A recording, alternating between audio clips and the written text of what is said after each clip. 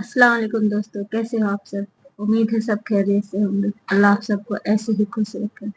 Welcome to our channel. मैं हूं नगमा खान।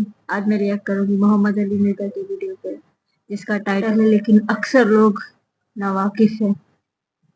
देखते हैं क्या है इनके वीडियो में। अच्छा वीडियो होता है, इंटरेस्टिंग, कुछ सीखने मिलता है उनकी वीडियो में। हर बार कुछ नया जानने मिलता है। चले शुरू करते हैं आज की वीडियो को, फिर इंशाल्लाह वीडियो के बाद हम बात करेंगे। चले लेट्स गो स्टार्ट।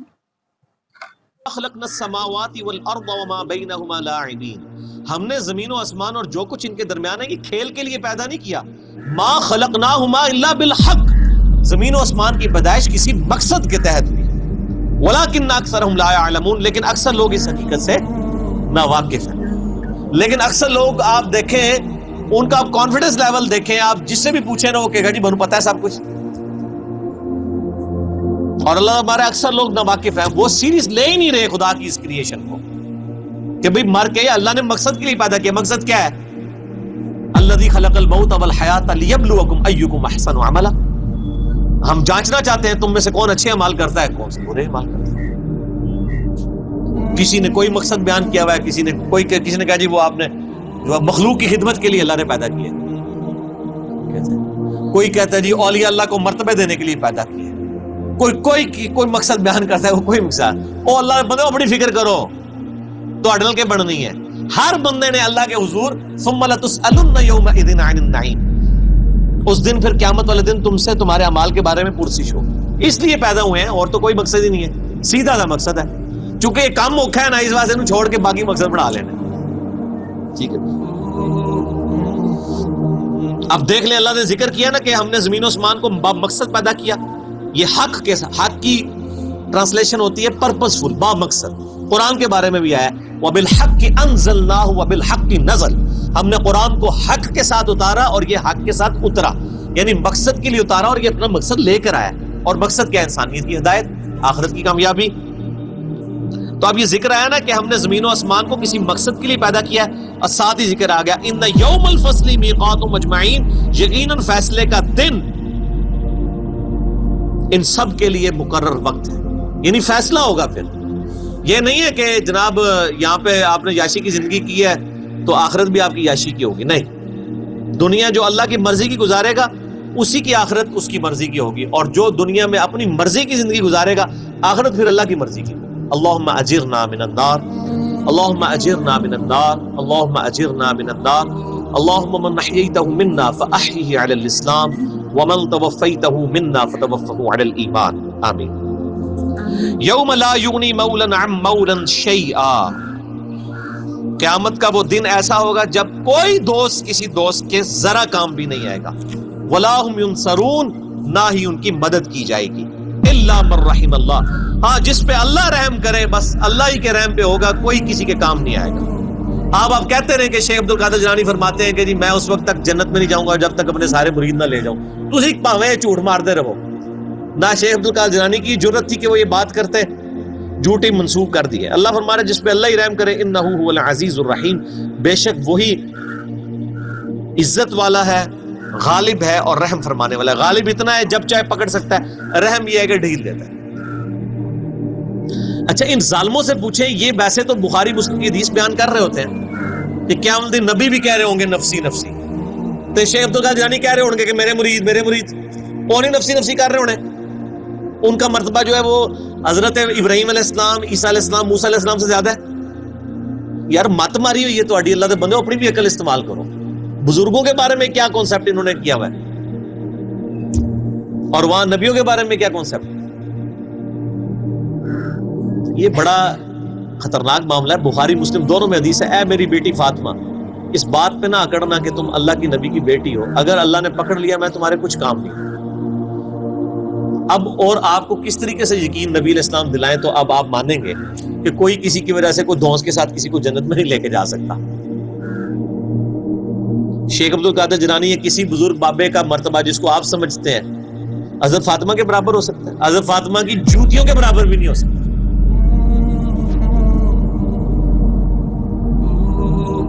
तो आप देख लें कितने बड़े बड़े इन्होंने लोगों ने दावे किए अपने बुजुर्ग बाबों के बारे में। झूठ है, 100% झूठ है।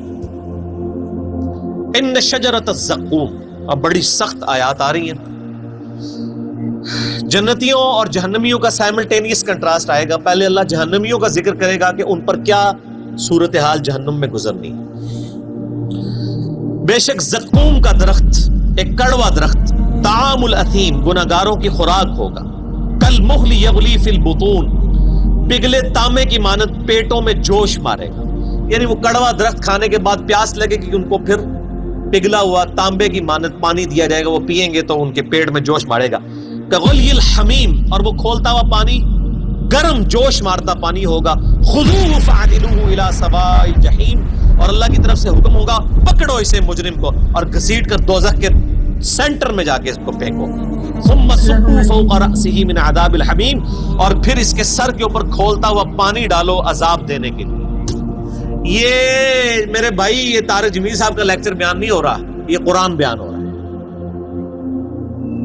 ذق انک انت العزیز الکریم. اللہ تعالیٰ فرمائے گا چک تو بڑی عزت والا اور بڑی جو ہے وہ کرامت والا ہے. یہ تنزیہ جملہ اللہ کی طرف سے بولا جائے گا کہ دنیا میں تو نے بڑے دعوے کیے ہوئے تھے نا کہ میں جناب کر دیا گا, میں کر دیا گا, تو بڑی عزت والا ہے نا, دیکھ تیری عزت افزائی میں کر رہا ہوں. تیرے سر کے اوپر کھولتا ہوا پانی ڈالا جائے گا. اللہم اجرنا من النار, اللہم اجرنا من النار. ان ھذا ما کنتم بہ تمترون یہ ہے وہ چیز جس کے بارے میں تم شک میں مبتلا ہو. یقین نہیں تمہیں آ رہا کہ ایسا ہوگا, تو کہتے جی اینڈ تے چھاڑ ہی دینا اللہ نے. بس ایویں تھوڑی تمکی شمکی ہوئے گی بس. یہ یہودیوں کا عقیدہ تھا. ان کو میں نے پھکی دنیا میں دی ہوئی ہے کہ آپ وہ کہتے ہیں اللہ بڑا غفور رحیم ہے. یہ ماں دیکھو, ماں کوئی دوزخ میں پھینک سکتی ہے کسی بچے کو, اللہ تعالیٰ کیسے پھینکے گا. میں کہتا ہوں جی آخرت تو کسی نے نہیں دیکھی, میں آپ کو ویڈیو نہیں دکھا سکتا, قرآن تو موجود ہے نا, یہی پڑھ کے دیکھ لو. یہ کون ہے, یہ قرآن کس نے نازل کیا ہے. یہ جو آیات پڑھ رہی میں نے گھر بنائی ہیں جن کے اندر یہ سارا ذکر آ رہا ہے. تو میں ان کو دنیا میں ایک مثال دیتا ہوں کہ آپ کہتے ہیں نا ماں نہیں یہ چاہے گی, تو میں آپ کو دنیا سے ایک مثال دیتا ہوں کہ آپ اور میں بھی کبھی نہیں چاہیں گے کہ آپ کا کوئی دشمن ہو, اس کے 4-5 چھوٹے چھوٹے بچے ہوں اور آپ اس کی دشمنی میں اس لیول پہ جائیں کہ آپ اس دشمن کی بیوی کو مار دیں. آپ کہیں گے نہیں یار اس کا کیا قصور ہے, اس کے بچوں کا کیا قصور ہے. رحم کھائیں گے نا کہ یار اس کی ماں مر گئی بچوں کی, ان بچوں کو بیوہ, جب یہ بچے جو ہیں وہ یتیم ہو جائیں گے تو جو ماں کے بغیر رہیں گے اور نئی جب ستیلی ماں آئے گی ان کے ساتھ کیا سلوک کرے گی, ان کے مینٹل ماڈلز تک بدل جائیں گے. ترس کھائیں گے نا آپ اور میں, تو کھائیں گے نا. تو کیا اللہ تعالیٰ بھی ایسے لوگوں پہ ترس فرماتا ہے؟ کیا دنیا میں ہزاروں مائیں ایسی مر نہیں جاتی پریگنینسی کے دوران جن کے کئی چھوٹے چھوٹے بچے ہوتے ہیں؟ تو آپ کی ڈاکٹرائن مان لی جائے کہ اللہ تعالیٰ ماں سے بھی زیادہ رحم کرنے والا ہے, تو پھر کبھی کسی ایسی عورت کو موت نہیں آنی چاہیے جس کے 4 چھوٹے چھوٹے بچے ہوں. پھکی تو سارے بزرگوں کی کتاباں فارغ جے. میں تمہیں پریکٹیکل مثال دے رہا ہوں, بتائیں مجھے ماں سے زیادہ پیار کرتا ہے جی, کس نے دوزخ میں پھینکے گا. وہ دنیا میں وہ کر رہا ہے آپ کے ساتھ, ہزاروں عورتیں مار رہا ہے جن کے چھوٹے چھوٹے بچے ہیں. اب رحم کدھر گیا؟ آپ نے رحم کا کیا کانسیپٹ سمجھا ہوا ہے؟ وہ ایک بوڑھی دادی اما ہے جو پسیج جائے گی, وہ رحم فرمانے والا ہے میرے بھائیوں ان پر جو واقعی اس کی طرف رجوع لائیں. وہ ابو جہل کے اوپر رحم فرمانے والا نہیں ہے, وہ فرعون کے اوپر رحم فرمانے والا نہیں ہے, نبیوں کے ماننے والوں پر رحم فرمانے والا. ورنہ میں نے آپ کو پریکٹیکل مثال دے دی ہے. آپ کو آخرت کی ویڈیو میں دنیا میں دکھا رہا ہوں کہ دنیا میں ہزاروں ایسی مائیں مر رہی ہیں جن کے 5-5 6-6 چھوٹے چھوٹے بچے ہیں. اللہ تعالیٰ ان پہ کوئی رحم نہیں فرماتا کہ چلو یار بچے تھوڑے بڑے ہی ہو جائیں. تو یہ چیز اللہ نے دنیا میں دکھائی ہے اس لیے تاکہ آپ کو یقین آ جائے کہ اللہ تعالیٰ پسیج نہیں جاتا. اٹ کوسلے تھے مثالہ بیان کرنی ہے بند کرو, ٹھیک ہوگا جی. اللہ تعالیٰ فرما رہا ہے ان ھذا ما کنتم بہ تمترون, یہ وہ تھا جس کو دنیا میں تم شک کرتے تھے. کیا شک کیا کرتے تھے؟ یا اللہ جو کچھ بھی ہے تیرے بابو کی امت سے بخشے جائیں گے. اب سائملٹینیس کنٹراسٹ. ان المتقین فی مقام امین, بے شک پرہیزگار امن کی جگہ میں ہوں گے. فی جنات و عیون, اللہ کی طرف سے باغوں میں اور چشموں میں. یلبسون من سندس و استبرق متقابلین, وہ باریک لباس پہنے ہوئے ہوں گے اور دبیس ریشم کا آمنے سامنے بیٹھے ہوں گے. یعنی ان کا جو لباس ہے جس طرح آج کل بھی ہوتا ہے، وہ کیٹی کی شلوار ہوتی ہے، اوپر ملبل کا کرتا ہوتا ہے، اللہ فرماتا ہے موٹی ریشم کی ان کی یعنی تہمد ہوگی یا شلوار ہوگی یا پینٹ کوئی بھی ہوگی، اور اوپر کرتے ان کے باریک لباس ہو. کذالک، اور یوں ہی وزوجناہم بحور عین، ہم ان کو بیاہ دیں گے موٹی آنکھوں والی حوروں کے ساتھ. اب یہ حوروں کی ڈیٹیل کے لیے آپ طارق جمیل صاحب کے لیکچر دیکھیں، جو جس چیز کا ایکسپرٹ ہے اس کی طرف ریفر کرنا چاہیے. ادھر ہیں وہ ایکسپرٹ، وہ آپ دیکھیں. یدعون فیہا بکل فاکہۃ آمنین، اور وہ منگوا لیا کریں گے ہر قسم کا پھل اطمینان سے، جو ان کی خواہش ہوگی اللہ تعالیٰ ان کے سامنے رکھے. لا یذوقون فیہا الموت الا الموتۃ الاولی، وہ نہیں چکھیں گے وہاں پر موت کا ذائقہ بجز اس موت کے جو وہ دنیا میں چکھ چکے. بس ایک ہی موت ہے.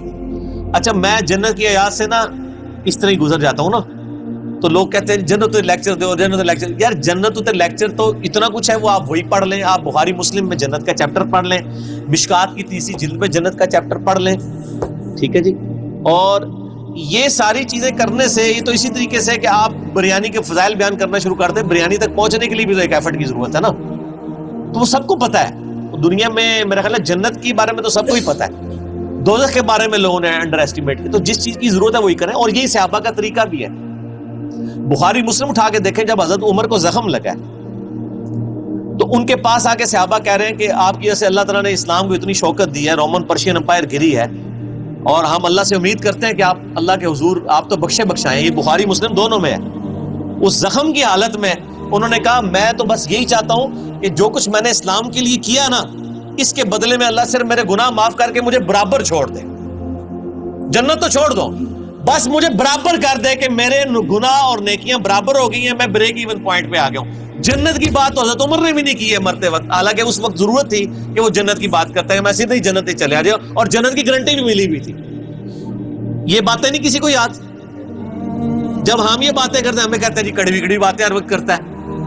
تو حضرت عمر بھی کڑوی کڑوی باتیں کرتے تھے، حالانکہ وہ تو موت کے وقت تھے، اس ٹائم تو ضرورت تھی وہ جنت کی باتیں کرتے. انہوں نے کہا بس مجھے اللہ برابر ہی چھوڑ لینا، اتنا ہی کافی ہے. او بھائی عقل نہ ہوئے تھے موجے ہی موجاں، اور عقل ہوئے تھے سوچے ہی سوچا. جسے عقل ہو اس کو سوچ ہوتی ہے. حضرت عمر کو عقل تھی، آپ کو عقل نہیں، آپ کے بزرگوں کو، آپ کے واعظین کو، آپ کے علماء کو عقل نہیں ہے، اس لیے وہ آپ کو میٹھی لوریاں دیتے ہیں. ٹھیک ہے مست رہو، ٹھیک ہے. انہوں نال ہی ہو گے کہ عمل داڑے، ٹھیک ہے. وہ ہمارے ساتھ لوگ بات کر رہے ہوتے ہیں نا، نہیں جی یزید نو برا نہ کرو، ہم کہتے ہیں جی ٹھیک ہے اللہ آپ کا اشر یزید کے ساتھ کرے. نہیں، اگر ایڈے ہی کانفیڈنٹ ہے تو منگے کرو دعا کہ یزید اور اس کے خاندان کے ساتھ ہمارا اشر ہو. ہم کہتے ہیں حسین اور اس کے خاندان مولا علی کے ساتھ ہمارا اشر ہو. ہم تو کانفیڈنٹ ہیں، آپ میں اعتماد نہیں ہے.